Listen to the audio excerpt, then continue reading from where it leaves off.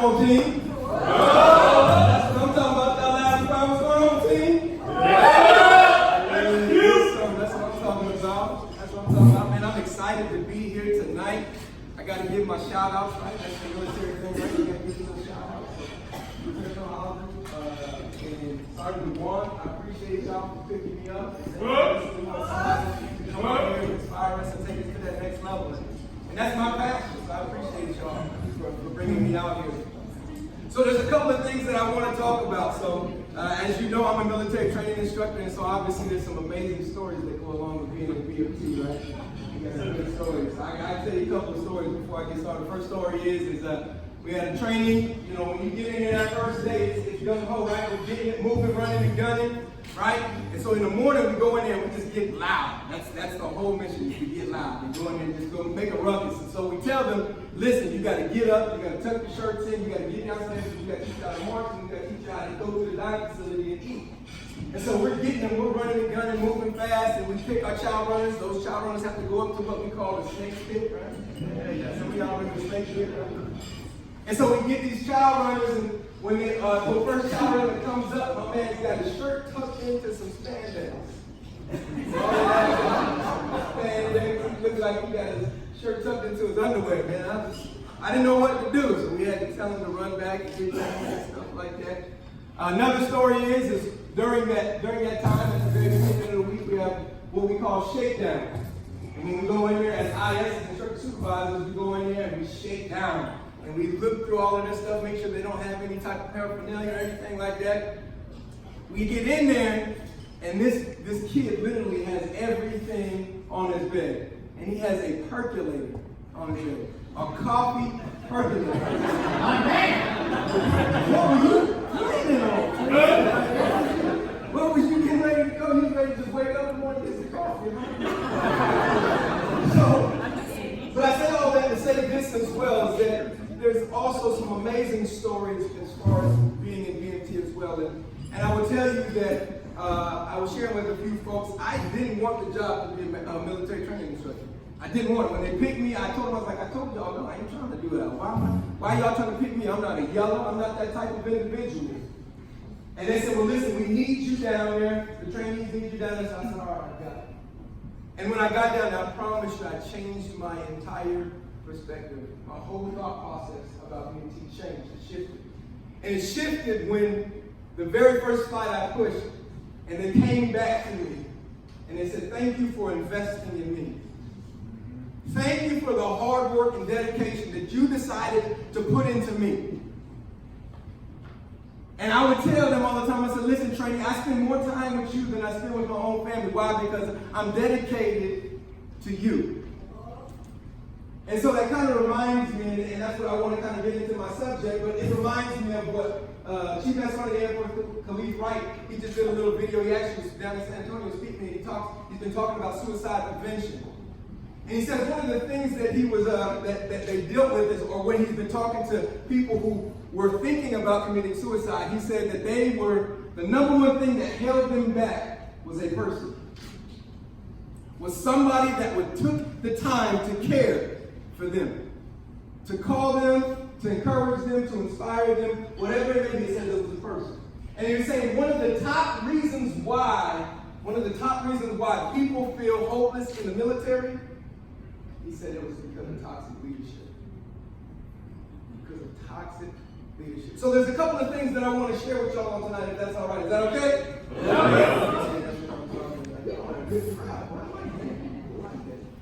So as Lieutenant Colonel Aldridge said, I want to talk to you about legend versus legacy. Legend versus legacy. And so I'll give you a couple of stories that go along with that. As a legend, we think about this guy, Alexander the Great. Alexander the Great, if you know a little bit about Alexander the Great, he was an amazing conqueror.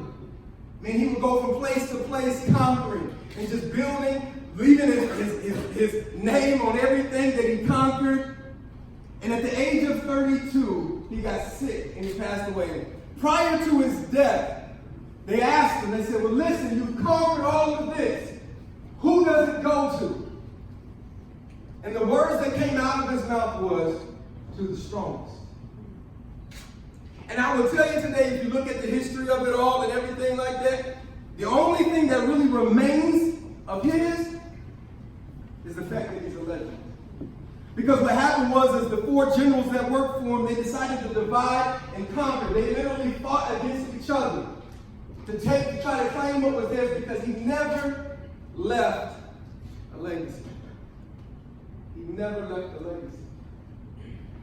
And so there's another story that's kind of equally important, and it talks about an individual by the name of George Washington. And if you know a little bit about George Washington, before he joined the military and everything like that, he was a surveyor. And what surveyors do is they basically go out into uncharted territories and they survey the land and they build maps. And as a side note, if you want to be an amazing leader, sometimes you have to go into uncharted territories so that you can build maps for others to follow. And to continue on with that, he was a surveyor, then he joined the ranks of the military, worked his way up to be a general, and as we all know, he became the first president of the United States. But what I love about George Washington is that he only served 2 terms.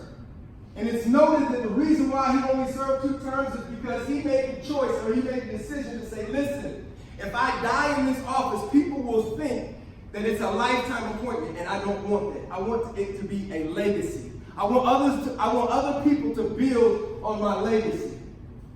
And so I just want to submit a question to you tonight. Do you want to be a legend, or do you want to leave a legacy? Do you want to be a legend, or do you want to leave a legacy? We think about Michael Jordan, right? Modern day, what bad. Boy, smooth, right? Baddest dude on the planet when it comes to basketball. But he didn't leave a legacy. He didn't pass his knowledge on, he didn't pass his wisdom on. Even if we're being honest, his son played basketball. He didn't. Oh, yeah, I heard that. Yep. Trash. I didn't want people to say, I just followed up, right? Trash! Martin Luther King Jr. left a legacy, people to build on. If you look at his daughter, what she's doing in politics, everything that she's doing, leaving a legacy to follow. What are you doing for your people? What are you doing for your people to build a legacy? And so I just want to encourage you tonight, man. So why is it so important? How do we get to leave a legacy? It starts with leadership. It starts with leadership.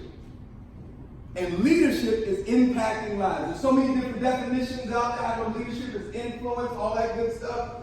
But I will tell you that leadership is impacting lives. That's what you do as a leader. You impact lives, whether it's good, bad, or indifferent. You're impacting lives. What type of legacy are you leaving for the people to follow? And so I think that there's three simple things that I want you to hold on to. I listened to Lieutenant Colonel Arnold told me, he said, listen, you got 15 minutes. So I will submit myself to that because I understand authority and I respect authority. But there's 3 simple things and I'll be out your way. 3 simple things and I'll be out your way. The first thing is you got to be humble. You got to be humble. You got to realize that you don't know everything. The first thing I realized when I got to BMT, baby, I'll tell you, I got there and I was getting these trainees spun up. Some of y'all might remember dust downs, right? How you had to clean the dormitory up, right? Get it all straightened up, ready to go. So I was teaching these trainees how to do it and everything. But what I would do is at the end, I would ask them, hey, how did you get so fast at cleaning the dormitory up like that? And they would tell me their insider secrets, right? They would tell me the insider secrets, sir, we would do it like this. We would go X, Y, and Z, and that's how we were able to meet your timelines and everything. I was like, okay. Do you think I held that information to myself?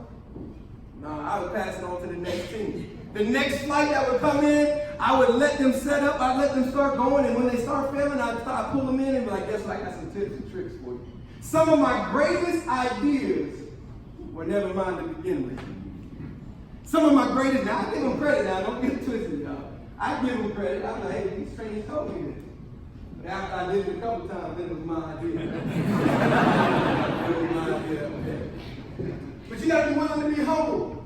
You gotta be willing to be humble. So the next thing that goes along with humility is the fact that you're only as good as your second or third person down. Now what I mean by that is that if something happens to me, somebody should be able to step in and do my job as if I never left. I'm training people not to keep them beneath me, but to replace me. I'm training people not to keep them beneath me, but to replace me. I want to be so good at my job that by the time I leave, I can tell my chief, I can tell my commander, listen, there's no need to fill this spot no more because I already got 2 or 3 or 4 folks that are ready to take this spot for you, who are ready to run and make it happen. I worked myself out of a job because my goal is to train people, to build people, to replace me and not to keep them beneath me. The second H I need you to understand. What's the first one, y'all? Okay, y'all pay attention. All right. Y'all got quiet on that. I just want to make you know what falling asleep on me. You got to be humble. You got to stay hungry. Stay hungry. Keep looking for opportunities for your people to grow. In other words, give them an authority. Give them authority and not tasks.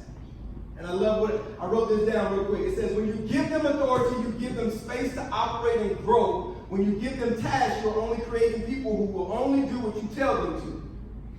Help them become leaders at their level. Give them authority. I don't need yes men around me. I don't need yes women around me. They'll only do what I tell them to do, and then they come right back to me. Like, all right, what do you got next, sir? What do you got next, sir? That's the whole point about BMT, is I don't need somebody to keep coming up to me asking me what the next task is. I'm giving you the authority to do your job to the best of your ability. And I'm going to stand back. Yep, there's going to be some times where you fail. I remember a time where I failed. I was a senior airman, and my chief, man, baddest chief on the planet, he called himself an armored flipper. I'm a services guru by trade. I heard there's one in the back too. Services guru, food, fitness, and lodging. But I had a chief who straight up told me I messed up. I was the NCOIC of honor guard, the base honor guard, and we missed an event. Pulled me into his office. I was standing in a position of attention. I was like, boy, I'm about to get lit up, boy. I'm about to get lit up. He pulls me and he sits me down and he asks me, he said, Sergeant Leonard, or Airman Leonard at the time, he said, do you feel that pit in the bottom of your stomach? I said, yes, sir. Would you think I'm stupid? Yes, I feel that pit in the bottom of my stomach. He said, I'm glad you feel that because it shows that you care. Yes, you messed up. You made a mistake, but you learned from it. Don't let it happen again. We got to allow our people to fail at times, only to build them up.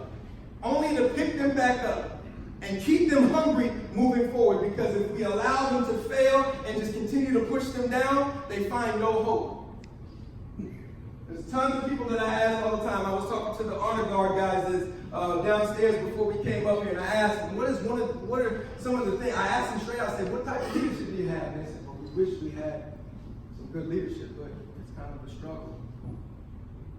They come out, this is what Chief Rice said. He said they come out of basic training with hope, but then they get to their first duty station and find that it's a lot different or vastly different than what they expected. And I'm going to be honest, that's due to us. That should hit home with us. Whether you're Air Force, Army, Marines, it doesn't matter. Navy, it doesn't matter. That should hit home with us. Why? Because we're looking to leave a legacy. I'm not trying to be no legend. I don't need you to know my name. I'm trying to leave a legacy that you can follow. I'm trying to leave a legacy that by the time you get to my position, you're a ton better than what you are, than what I am right now. And so we got to learn to be humble. We got to learn to stay hungry. I remember, so I'm this way with my kids as well. I got 3 amazing kids, but I'm this way with my son in particular. I remember he got in trouble one time. And I pulled him outside, and he's 16 now. I ain't got to whoop him no more. But what I do instead is I have him do workouts. I'm like, all right, you going to get down and do some push-ups until I say stop. Oh, you getting tired? Okay, go grab that bucket for a little while. You're going to hold it out in front of me. And he gets to a point, I'm going through this. I'm in his face, I'm in NCI, so I get loud. I know how to do that. I'm getting in his face, and he starts crying. He said, Dad, I'll never be as good as you. And I told him, son, stop. I said, the whole point of this is not so that you'll be as good as me, it's so that you'll be better than me. There's got to be a point in our lives where we look to the people that are behind us and say, listen, I'm doing this so that you'll be better than me. Rank is going to come. You want to be successful, set your team up for success. You want to be successful when it comes to making rank and all of that good stuff, I'm all for it. Don't get me wrong. But your success will come when you set your team up for success. Your success will come when you set your team up for success. And the last H that I had. So what's the first one, y'all? Humble. That's what I'm talking about. Second one? Hungry. You got to stay hungry. The last one is you always have to hustle. You always have to hustle. Hustle to learn about your people. Spend time with them. Find out about them. Know their background. Know their history. Know their struggles. Know what challenges them. Because that will help make them stronger. Know what helps make or what makes them tick. Because you know how to get to them to push them to the next level. There are going to be people that come past your way that don't want to do this. I get it. I understand. They don't want to be excellent. They don't want to execute. I love that, boy. I love that, man. They don't want to execute. But do we stop there and just say, okay, well, you don't want to execute. I'm not going to do nothing. You just do you then. Go ahead and do you, boo-boo. No. That is not the mindset that we need to have. I need to sit down and have a good conversation with that individual. And say, listen, what is it that's going to set you up for success? What is it that makes you tick? What is it that drives that passion inside of you to wake up every single morning and do what you do? Because I want to find that. And I want to propel you to the next level. That's the mindset that we need to have. As leaders, that's the mindset that we need to have those hard conversations. It's okay to have conflict. Give genuine feedback. Get genuine feedback. I had trainees come to me. I have NCOs, senior NCOs coming up to me asking me for feedback. And I'm honest with them. Because if you're not honest with them, they'll never grow. They'll never grow. So I give that honest feedback to them. But then I also set them on a trajectory that sets them up for success. All right, well, listen, I know what makes you tick now, so let me go ahead and put this in your pathway. Because this is going to help you. This is going to motivate you. This is what's going to push you. I'm not giving up on you. Just because you feel like you have no hope, we're going to find that hope for you. We're going to find that hope for you to set you up for success. And so I just want to encourage y'all tonight, man. Don't let it be a legendary mindset.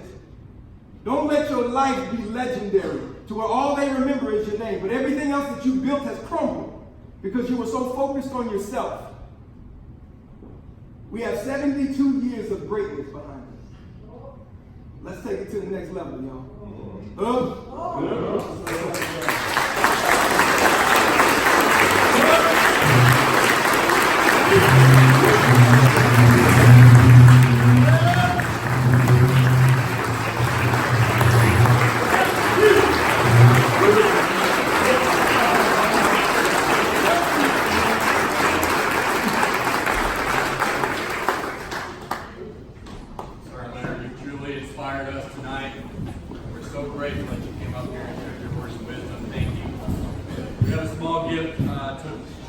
So we've got our patch, which has a lot of history. We have a coin from our dining out coin from tonight.